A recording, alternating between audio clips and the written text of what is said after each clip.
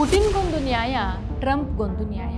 ಸುಳ್ಳು ಹೇಳಿ ಎಕ್ಸ್ಪೋಸ್ ಆದ ಮೋದಿ. ಗ್ರೇಟ್ ಮ್ಯಾನ್, ಅದ್ಭುತ ನಾಯಕ, ಸ್ಟ್ರಾಂಗ್ ಲೀಡರ್ ಅಂತಿದ್ರು. ನಮಸ್ಕಾರ, ಈ ದಿನಕ್ಕೆ ಸ್ವಾಗತ. ನಾನು GM ಪವಿತ್ರ. ನಮ್ಮ ದೇಶದ ಪ್ರಧಾನಿ ನರೇಂದ್ರ ಮೋದಿ ಅವರು ರಷ್ಯಾ ಅಧ್ಯಕ್ಷ ವ್ಲಾಡಿಮಿರ್ ಪುಟಿನ್ ಅವರ ಬಗ್ಗೆ ಮಾತಾಡ್ತಾ ಹೇಳಿದರು, ನಾನು ಯಾವುದೇ ತೀರ್ಮಾನ ತೆಗೆದುಕೊಳ್ಬೇಕಾದ್ರೆ ಮೂರನೇವ್ರು ಏನೇನ್ಕೊಳ್ತಾರೆ ಅಂತ ತಲೆ ಕೆಡಿಸ್ಕೊಳ್ಳೋದಿಲ್ಲ. ನನ್ನ ದೇಶಕ್ಕೆ ಅಂದರೆ ಭಾರತಕ್ಕೆ ಏನು ಒಳ್ಳೆಯದೋ ಅದನ್ನೇ ಮಾಡಿ ನಾನು ನಿರ್ಧರಿಸ್ತೇನೆ, ಅದನ್ನೇ ನಿರ್ಧರಿಸೋದು. ಪುಟಿನ್ ನನ್ನನ್ನು ಬಹಳವಾಗಿ ಹೊಗಳ್ತಾರೆ ನಿಜ, ಆದರೆ ಅದಕ್ಕಾಗಿ ಈಗ ಯುದ್ಧ ಮಾಡೋ ಸಮಯ ಅಂತ ಅವ್ರಿಗೆ ನಾನು ಹೇಳೋಕ್ಕಾಗೋದಿಲ್ಲ.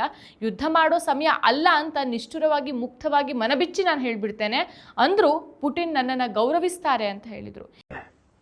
अब देखिए, कल मेरा ईरान में एक बहुत बड़ा निर्णय हुआ है, एग्रीमेंट हुआ है. वो हिंदुस्तान के अखबारों की हेडलाइन न्यूज है, टीवी मीडिया की 24 घंटे की है.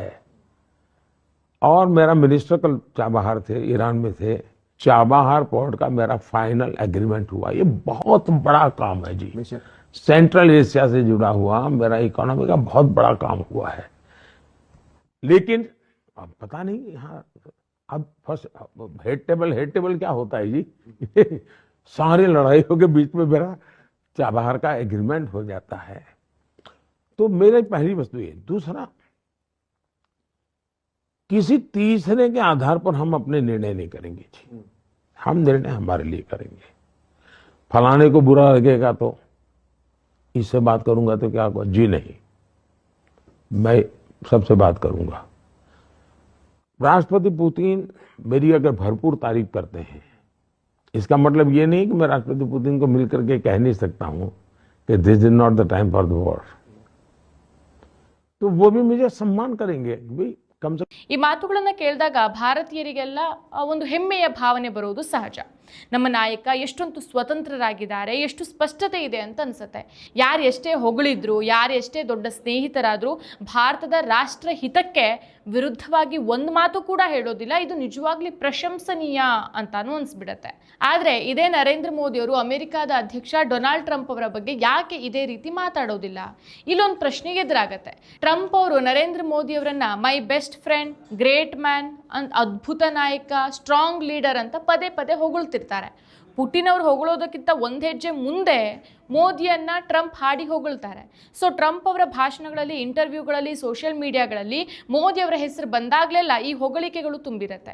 ಆದರೂ ಮೋದಿಯವರು ಟ್ರಂಪ್ ಅವರಿಗೆ ಒಂದು ಸಲಾನು ಯುದ್ಧ ಬೇಡ ಅಂತ ಸ್ಪಷ್ಟವಾಗಿ ಹೇಳಿಲ್ಲ. ಯಾಕೆ? ಅಷ್ಟೇ ಅಲ್ಲ, ಟ್ರಂಪ್ ಅವರು ಪದೇ ಪದೇ ನಾನು ಭಾರತ ಪಾಕಿಸ್ತಾನ ಯುದ್ಧವನ್ನು ನಿಲ್ಲಿಸಿದೆ, ನಾನಿಲ್ಲದೆ ಇದ್ದಿದ್ರೆ ಅವ್ರು ಯುದ್ಧ ಮಾಡ್ಕೊಳ್ತಾ ಇದ್ರು ಅಂತ ಹೇಳ್ತಾ ಇರೋದನ್ನು ಸಹ ಒಂದು ಸಲಾನು ನೀವು ಹೇಳ್ತಾ ಇರೋದು ಸರಿಯಲ್ಲ ಟ್ರಂಪ್, ಆ ರೀತಿ ಮಾತಾಡಬೇಡಿ, ನೀವು ಹೇಳ್ತಾ ಇರೋದು ಸುಳ್ಳು ಅಂತ ಪ್ರಧಾನಿ ನರೇಂದ್ರ ಮೋದಿ ಅವರು ಹೇಳಿಲ್ಲ. ಯಾಕೆ ಹೇಳೋದಿಲ್ಲ? ಪುಟಿನ್ ಅವರಿಗೆ ಯುದ್ಧದ ವಿರುದ್ಧ ನಿಷ್ಠುರವಾಗಿ ಹೇಳುವಂಥ ಧೈರ್ಯ ನನ್ನಲ್ಲಿದೆ ಅಂತ ಹೇಳುವಂಥ ಮೋದಿ ಅವರಿಗೆ ಟ್ರಂಪ್ ನೀವು ನಮ್ಮ ದೇಶದ ವಿಷಯದಲ್ಲಿ ಅತಿಶಯೋಕ್ತಿ ಮಾಡಬೇಡಿ ಅಂತ ಹೇಳೋ ಧೈರ್ಯ ಯಾಕೆ ಬರ್ತಾ ಇಲ್ಲ?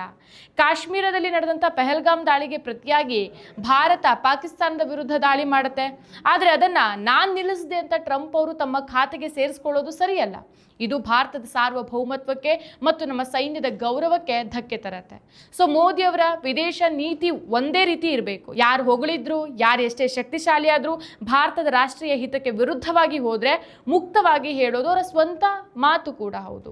ಸೊ ಪುಟಿನ್ ಅವರಿಗೆ ಹೇಳ್ದಂತೆಯೇ ಟ್ರಂಪ್ ಅವರಿಗೂ ಹೇಳ್ಬಹುದಲ್ವಾ, ನೀವು ನಮ್ಮ ಸ್ನೇಹಿತರು ನಿಜ, ನೀವು ನಮ್ಮನ್ನು ಹೊಗಳೋದು ನಮಗೆ ಸಂತೋಷನೇ, ಆದರೆ ನಮ್ಮ ದೇಶದ ಸಾರ್ವಭೌಮತ್ವವನ್ನು ನೀವು ನಿಮ್ಮ ಖಾತೆಗೆ ಸೇರಿಸ್ಕೊಳ್ಳೋದು ಸರಿಯಲ್ಲ ಅಂತ ಧೈರ್ಯವಾಗಿ ಹೇಳಿದ್ರೆ ಟ್ರಂಪ್ ಅವರು ಕೂಡ ಇದನ್ನ ಗೌರವಿಸಬಹುದೇನೋ.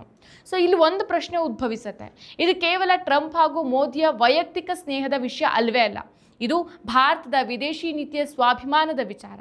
ನಮ್ಮ ದೇಶ ಸ್ವತಂತ್ರವಾಗಿ ಸ್ವಾಭಿಮಾನದಿಂದ ನಡೀತಾ ಇದೆ ಅಂತ ಜಗತ್ತಿಗೆ ತೋರಿಸೋದು ಮುಖ್ಯ ಅಲ್ವಾ?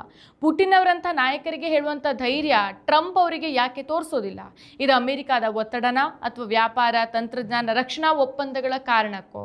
ಸೊ ನಮಗೆ ಯಾರೇ ಸ್ನೇಹಿತರಾಗಿರಲಿ ನಮ್ಮ ದೇಶವೇ ನಮಗೆ ಮುಖ್ಯ ಆಗಿರಬೇಕು. ಟ್ರಂಪ್ ಅವರಿಗೂ ಒಂದು ಸ್ಪಷ್ಟ ಸಂದೇಶವನ್ನು ಕಳಿಸ್ಬೇಕಲ್ವಾ? ಅದು ಭಾರತದ ಗೌರವವನ್ನು ಇನ್ನಷ್ಟು ಹೆಚ್ಚಿಸುತ್ತೆ. ಯಾವುದೇ ನಾಯಕನು ತನ್ನ ದೇಶದ ಹಿತಕ್ಕಾಗಿ ಸ್ಪಷ್ಟವಾಗಿ ಮಾತಾಡೋದು ತಪ್ಪಲ್ವೇ ಅಲ್ಲ, ಅದು ನಿಜವಾದ ನಾಯಕತ್ವ. ಭಾರತೀಯರಾಗಿ ನಾವು ನಮ್ಮ ನಾಯಕರಿಂದ ಈ ರೀತಿಯ ಸ್ಥಿರತೆಯನ್ನು ನಾವು ಹೆಚ್ಚಾಗಿ ನಿರೀಕ್ಷೆ ಮಾಡ್ತೇವೆ. ಮತ್ತಷ್ಟು ವಿಶೇಷ ವಿಡಿಯೋಗಳನ್ನು ನೋಡಲು ಮತ್ತು ಹೊಸ ವಿಡಿಯೋಗಳ ಬಗ್ಗೆ ತಿಳಿಯಲು EDina.com ಯೂಟ್ಯೂಬ್ ಚಾನೆಲ್ ಸಬ್ಸ್ಕ್ರೈಬ್ ಮಾಡಿ ಮತ್ತು ಬೆಲ್ ಐಕಾನ್ ಕ್ಲಿಕ್ ಮಾಡಿ.